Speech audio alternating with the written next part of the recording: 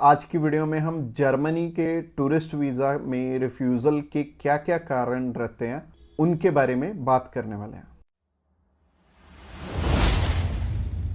Subscribe कीजिए हमारे इस चैनल को और टूरिस्ट वीज़ा में आने वाले अपडेट्स के बारे में अप टू डेट रहिए।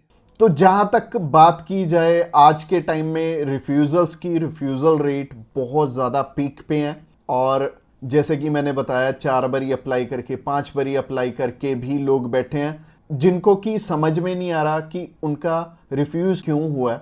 तो सबसे बड़ी इसमें दिक्कत होती है रिक्वायरमेंट्स की। एक एम्बेसी की जो रिक्वायरमेंट है ना, वो ना तो आपको किसी साइट से मिलेगी और ना ही इसमें इलेबोरेट आपको एम्बेसी करेगी। चाहे उन्हें खुद फोन लगा लेना, चाहे आप वीएफएस को फोन लगा लेना, वो भी आपकी हेल्प नहीं करेंगे।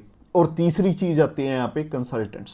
बहुत सारे कंसल्टेंट्स हैं, बहुत कुछ जानते होते हैं, वो आपको इसलिए नहीं बताते क्योंकि उस काम को करने में हो सकता है 2 मंथ या 3 मंथ या फिर 6 मंथ का टाइम जाए। तो मेनली बात यही है कि जब भी हमने टूरिस्ट वीज़ा अप्लाई करना है, हम ध्यान से देख लें कि हमारी रिक्वायरमेंट पूरी हो रही है और किसी अच्छे कंसल्टेंट के थ्रू ही अप्लाई करना। मैं तो एक चीज बोलता हूं कि बड़े नाम के पीछे तो कभी मत जाना।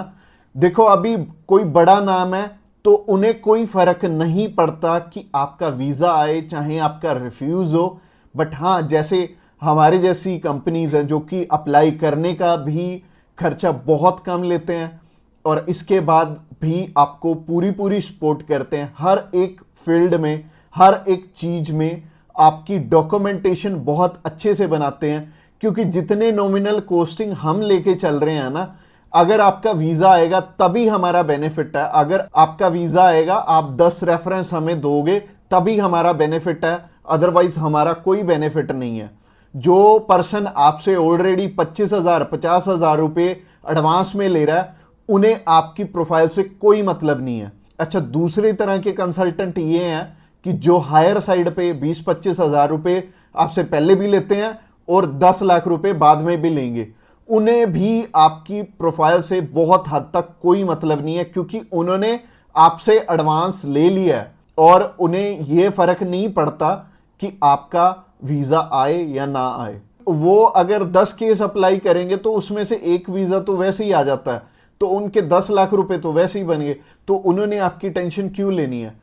तो सिंपल सी बात है, मैंने आपको अपना मोटिव बता दिया है कि हम रिक्वायरमेंट आपकी अच्छे से क्यों फुलफिल करवाते हैं जब भी आपने टूरिस्ट वीज़ा अप्लाई करना होता है।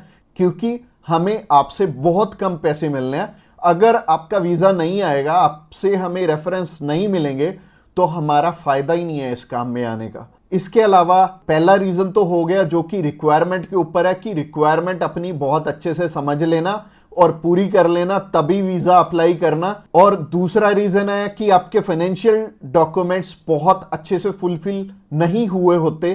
तो फाइनेंशियल डॉक्यूमेंट्स अगर अच्छे से पूरे नहीं होंगे तो एम्बेसी आपको वीजा आप ही बताइए कैसे देगी। उन्हें एक प्रॉपर प्रोफाइल चाहिए, उन्हें ऐसी प्रोफाइल चाहिए कि स्टेप बाय स्टेप आपके सारे डॉक्यूमेंट्स आपस में मैच कर रहे होने चाहिए। जैसे कि आपका जो ऑक्यूपेशन है, वहां से आपकी कितनी मंथली इनकम आ रही है और क्या वो उसी प्रोफेशन से इनकम आ रही है आपकी, और आपके फाइनेंशियल्स आपस में मैच कर रहे होने चाहिए, तभी आपका वीजा लगेगा। तो अगर आपको नहीं पता है कि आपके फाइनेंशियल मैच कर रहे हैं या नहीं कर रहे, तो आप क्या कर सकते हैं, आप अभी हमें कॉल कर सकते हैं। आप जान सकते हैं कि आपके फाइनेंशियल अच्छे से मीट कैसे होंगे। और कॉल तो आप इस वीडियो के एंड में ही हमें करना, क्योंकि आगे जो रीजन है वो भी बहुत स्ट्रॉन्ग रीजन है कि आपका वीजा इन इन कारणों से भी हो सकता है। प्रोफाइल का तो मैंने आपको बता दिया कि आप हमें कॉल कर लेना। इसके अलावा जो तीसरा सबसे बड़ा रीजन है वो है कि आपके यहां पे इंडिया में टाई स्ट्रॉन्ग ना होने, यानी कि इंडिया में आपका कोई ऐसा रीजन नहीं है कि आप वापस लौट के आओ। जैसे कि मैरिड है अगर कोई, तो उनकी वाइफ उनका रीजन बनती है वापस आने का, और अगर कोई अनमैरिड है उसको थोड़ी सी प्रॉब्लम ही आती है। बट इसका भी सोल्यूशन है कि आप बेटर है, अगर आप 20-21 साल के हो, 22 साल के हो, तो बाहर जाने के लिए मैरिज तो करोगे नहीं, तो कर क्या सकते हो, आप अपनी मम्मी या फिर अपने पापा में से किसी एक जने को अपने साथ में अप्लाई करवा लो। इससे क्या होगा कि अगर मम्मी आपके साथ जा रही हैं, आपका नहीं है वापस आने का स्ट्रॉन्ग रीजन, बट उनका बन गया, तो उनके चक्कर में आपका भी वीजा आ जाने वाला है। तो आप कर कह सकते हो या फिर मम्मी या फिर पापा को अपने साथ में अप्लाई करवा लो, तो ज्यादा अच्छा रहेगा, आपका भी टाई स्ट्रॉन्ग हो जाएगा। तो तीसरा रीजन हो गया। रीजन नंबर 4 की तरफ बढ़ते हैं। और जो चौथा रीजन है वो ये रीजन है कि आप यहां पे घूमने के लिए जा रहे हो, आपका पर्पस मैटर करता है। जब आप कवरिंग लेटर बना रहे हो तो कवरिंग लेटर ये तो आपके हाथ में नहीं है, ये तो आपके कंसल्टेंट के हाथ में है कि आपका पर्पस बहुत ज्यादा स्ट्रांग होना चाहिए, तभी आपको एक कंट्री वीजा देगी। और वीजा उन्हीं को मिलेगा, लाखों लोग अप्लाई करते हैं जिनका की एक पर्पस होगा, जिनका एक कारण होगा बाहर जाने का। वीजा सिर्फ उन्हें ही मिलने वाला है जिनका एक रीजन बहुत ज्यादा स्ट्रांग होगा। तो रीजन बहुत ज्यादा आपका स्ट्रांग बनाएंगे अगर आप हमारे थ्रू अप्लाई करेंगे। तो ये चौथा कारण था आपका वीजा रिफ्यूज होने का। और ये 4 कारण ही हैं जो सबसे बड़े रिफ्यूजल के आपके चांसेस बनते हैं। जिन कारणों के पीछे ये चारों चीजें अपनी ठीक कर लो, और जैसे मैंने पर्पस में बताया, पर्पस आपका बहुत ज्यादा स्ट्रांग हो जाएगा अगर आप हमारे थ्रू अप्लाई करेंगे। तो अगर आप हमारे थ्रू अप्लाई करना चाहते हैं, आप जानकारी लेना चाहते हैं कि आपके रिक्वायरमेंट पूरी है, क्या आपके फैमिली टाइज स्ट्रांग है, तो आप अभी हमें कॉल करके पता कर सकते हैं कि क्या आपकी रिक्वायरमेंट अच्छे से पूरी है, क्या आपके फाइनेंशियल डॉक्यूमेंट जो कि सबसे ज्यादा इंपॉर्टेंट है आपस में मैच कर रहे हैं। इसके अलावा जो तीसरा कारण था वो था आपके फैमिली टाइज कितने स्ट्रांग है। इसके अलावा चौथा कारण है कि आपका पर्पस हम कितना स्ट्रांगली लगाएंगे। इसके ऊपर आपका वीजा डिपेंड करेगा। और वीजा चाहे आप फर्स्ट टाइम अप्लाई कर रहे हो, चाहे ऑलरेडी आपके 1 रिफ्यूजल है, 2 है, 3 है, 4 है, जितनी मर्जी आपकी रिफ्यूजल्स हैं, मैटर नहीं करती। हमारे पास बहुत सारे लोग आते हैं, एक पर्सन का हमने अप्लाई करके दिया था और उनका टोटल 12 बार रिफ्यूज था, 13th टाइम उनका वीजा आया था। और मोस्टली लोग 1 बारी, 2 बारी, 3 बारी, तो बहुत सारे लोग रिफ्यूज होते हैं। कई लोग तो 4-4, 5-5, 6-6 बार रिफ्यूज होते हैं। इवन उन्हें ये नहीं पता लगता कि हम करें तो करें क्या।